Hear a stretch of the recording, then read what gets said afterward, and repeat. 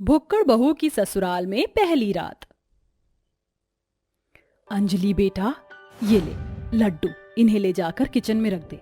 मैंने पूजा में सबके लिए प्रसाद बनवाया है। पूजा हो जाने के बाद सबको ये लड्डू प्रसाद के तौर पर दियो, समझी? ठीक है माँ। यार, ये मोतीचूर के लड्डू दिखने में कितने टेस्टी लग रहे हैं। एक काम करती हूँ, एक लड्डू खा लेती हूँ। अंजलि प्रसाद में से एक लड्डू उठाकर खा लेती है। अंजलि को लड्डू इतने ज्यादा पसंद आते हैं कि वो एक एक करके सारे लड्डू खा जाती है। लड्डू खाकर तो मजा ही आ गया। आज से पहले मैंने इतने टेस्टी लड्डू कभी नहीं खाए थे।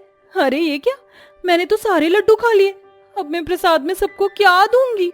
अगर माँ को पता चल गया तो मेरी तो आज खैर नहीं। सोच अंजलि, जल्दी कुछ सोच, वरना आज तो तू गई। कि तभी अंजलि को एक आइडिया आता है।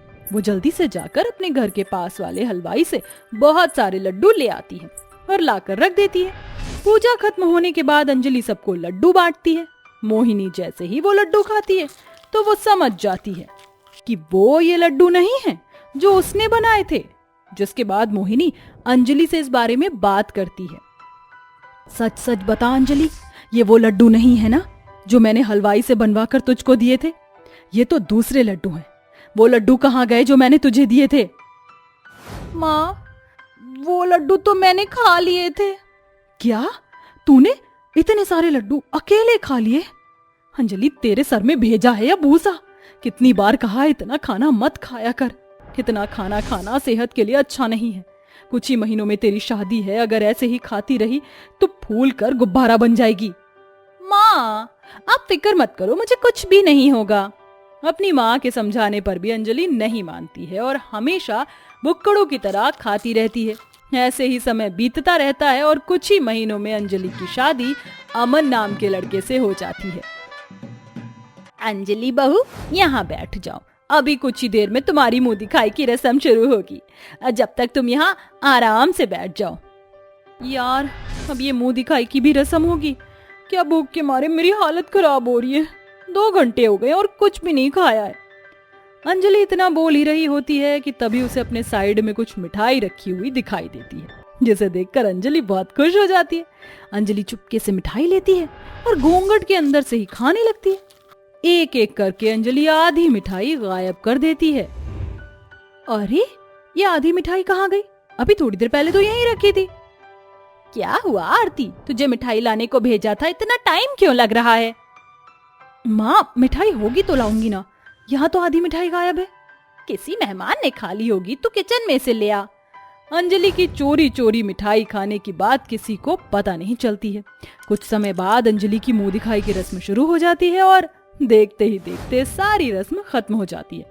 रस्म खत्म होने के बाद आरती अंजलि को उसके कमरे तक छोड़ देती है, जिसके बाद अंजलि और अमन सो जाते हैं। लेकिन अंजलि की भूख इतनी जल्दी कहाँ खत्म होने वाली थी। आधी रात में नींद में उठकर अंजलि शादी के जोड़े में ही किचन में आती है।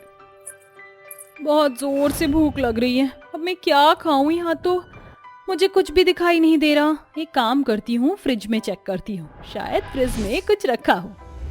ये तो शादी का खाना है, अब तो मजा आ जाएगा खाना खाने में। अंजलि शादी के जोड़े में ही किचन में बैठकर सारा का सारा शादी का खाना खा जाती है और एक बड़ी सी डकार मारकर वापस अपने कमरे में जाकर सो जाती है। सुबह उठने पर जया जैसे ही किचन में जाती है तो उसे फ्रिज में चावल का एक दाना भी दिखाई नहीं देता। अरे ये क्या, फ्रिज में तो इतना सारा खाना रखा हुआ था, लेकिन ये तो इन खाली बर्तनों के अलावा कुछ भी नहीं है।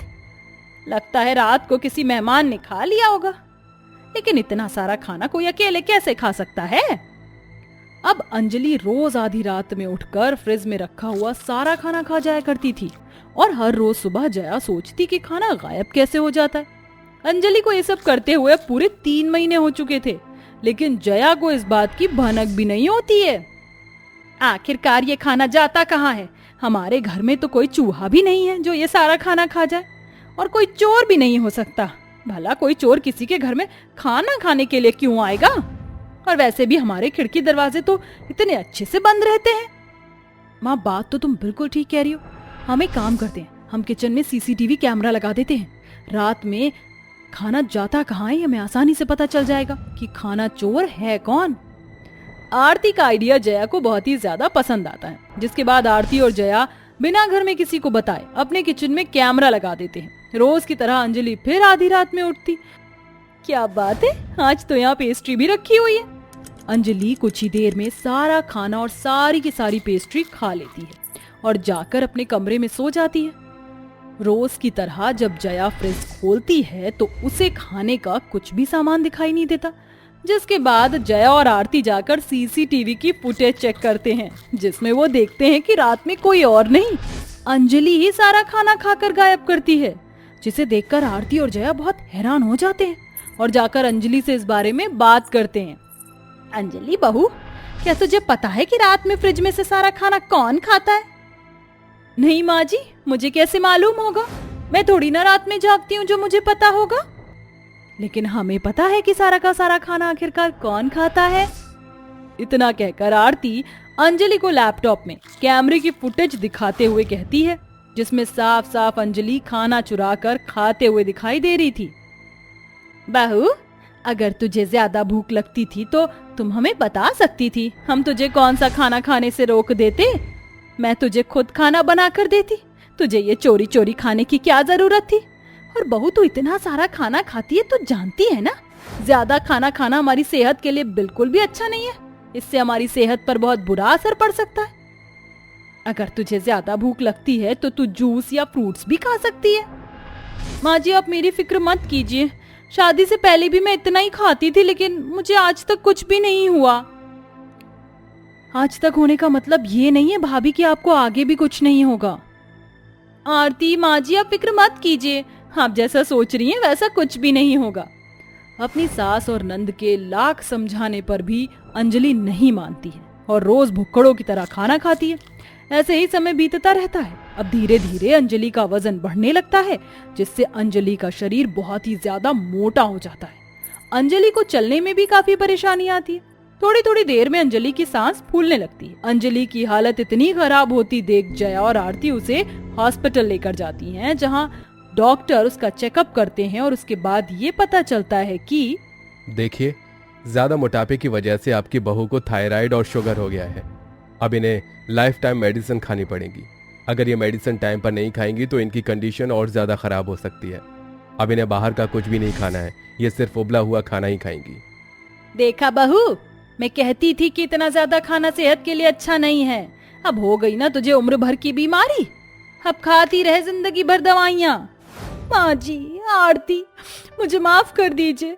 अगर मैं पहले ही आपकी बात मान लेती तो आज मेरी ऐसी हालत नहीं होती। मुझे मेरी गलती का एहसास हो चुका है। आरती और जया अंजलि को माफ तो कर देते हैं, लेकिन अब अंजलि को जिंदगी भर के लिए ही एक अच्छा सबक मिल चुका था। अब अंजलि की जिंदगी में कोई ऐसा दिन नहीं था जिस दिन उसे दवाई ना खानी पड़ती हो। अंजलि अपने आप को ठीक करने के लिए अब रोज दवाई खाती थी।